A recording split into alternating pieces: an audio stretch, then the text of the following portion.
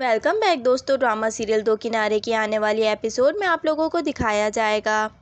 آئمہ سیڑھیوں سے گر جاتی ہے اور وہ اپنی زندگی میں آنے والی سب سے بڑی خوشی سے ہاتھ دھو بیٹھتی ہے۔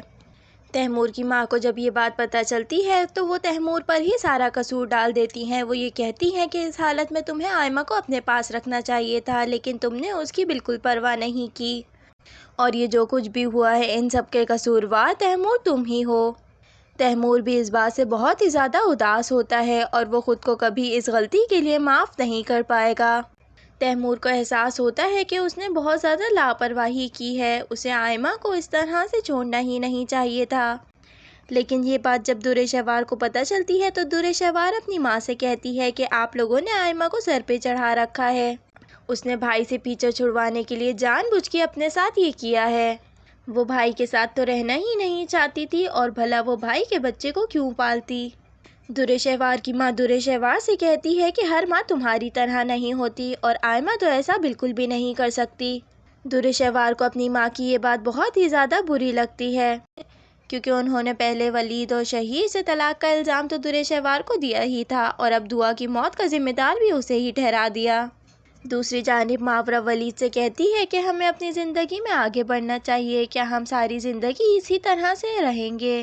ولید ماورا کی اس بات کا کوئی جواب نہیں دیتا، کیونکہ اب تک ولید کے دماغ سے درِ شہوار کی محبت کا بھوت نہیں اترا ہے، اور درِ شہوار بھی ولید کو بار بار شادی کے لیے کہہ رہی ہے۔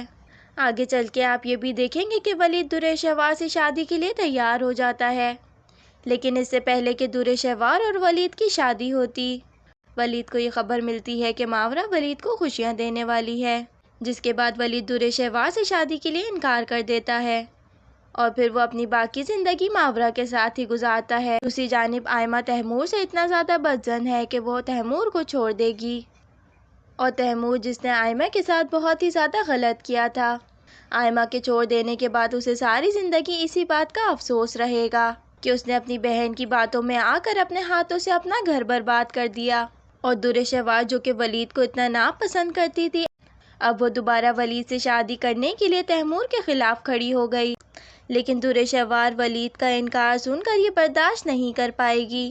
اس کو اس بات کا غرور تھا کہ ولید اس سے آج بھی محبت کرتا ہے، لیکن جب اسے ولید اور ماورا کے آنے والے مہمان کے بارے میں پتہ چلے گا تو وہ یہ بات کو بالکل بھی برداشت نہیں کر پائے گی۔